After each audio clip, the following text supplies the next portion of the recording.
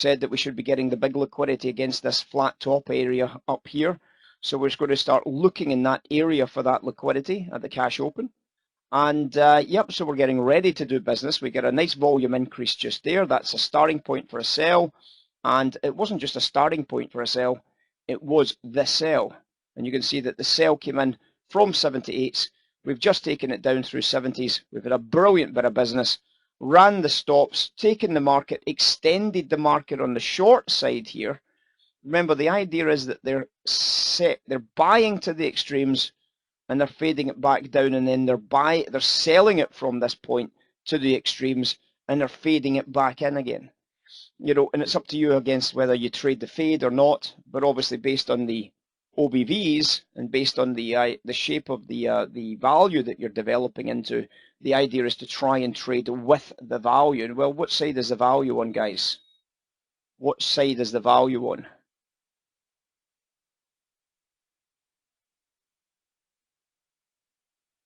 Still very bearish on a macro scale basis, isn't it? On a macro scale basis, it does have bearish written all over it still. And you know, obviously short-term value is starting to come in on the buy side, but macro is still very bearish at higher prices.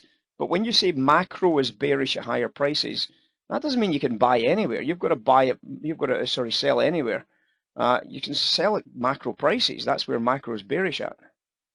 So when we look into the background of this trade, it's not going to be something that you look at and go, wow, I should be selling this current price massively. Well, make sure you've got some short-term value if you're going to sell that price. You don't have any short-term value, do you? So you can't sell that price.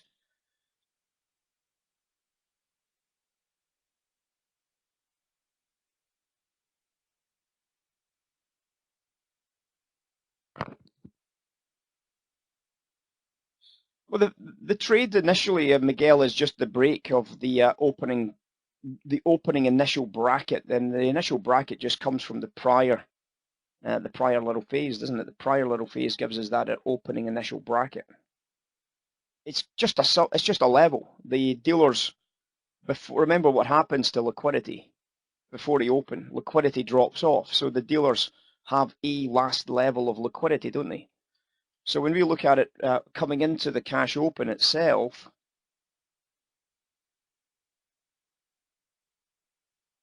so when we have the money coming into the cash open, the dealers are obviously going to express the cash open by dropping their liquidity because they don't know what the big first move is going to be. So in terms of liquidity numbers, the liquidity is possibly doing that, and then the cash open is scheduled to come in here.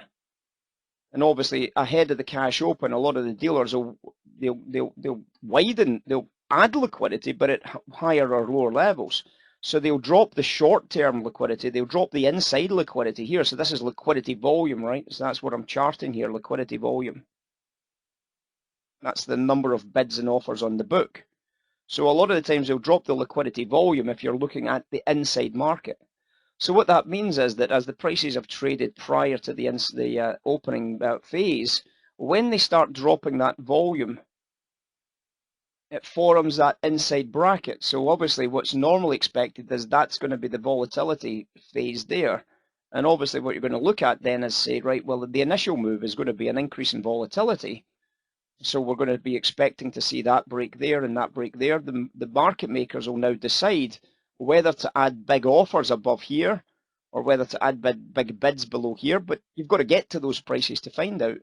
And obviously there's going to be an extension of volatility. There's going to be expansion of volatility because it's a cash open. It can't stay inside this little bracket for the day. So it's going to do one or t'other.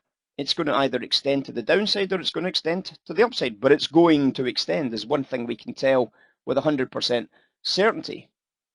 So when we see this idea of the price then doing that and it comes up and it takes that out, as soon as it takes that out, they are expecting it to extend to the upside and they're looking at that. It may well do that and then reverse against that with value very bearish, in which case, you know, that's up to you to recognize that the value is very bearish and take advantage of that swing.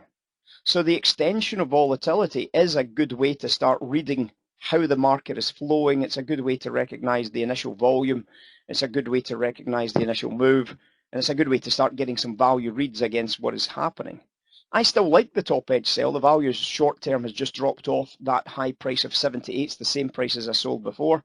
Did anybody sell it this time at 78?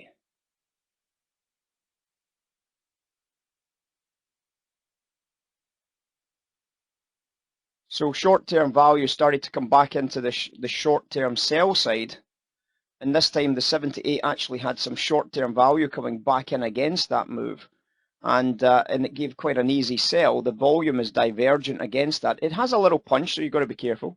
You want to make sure you get a lean and then take the short off of it, and it's worked out okay. It's worked out all right. Now, the downside for us is that the volume is bullish. You can see that from this chart here. The sell volume didn't really break much. The buy volume is the heavy volume. So it does look like it's got a bullish current buyer in the marketplace, and that's absolutely fine. We can work with that, we can work around that, but the value is bearish. And if the value is macro bearish as it is, we can obviously start looking at that. We can start recognizing that the macro bearishness in value is something to lean against. So if we can line up the short-term value with the longer-term value, then that would make sense. But the volume has to be very, very considered because there's a lot of buyers still in this market today, guys. A lot of buyers still willing to bid this market higher. There's always buyers in equities. That's one thing that's never up for debate. There's always somebody that's willing to buy stupid prices.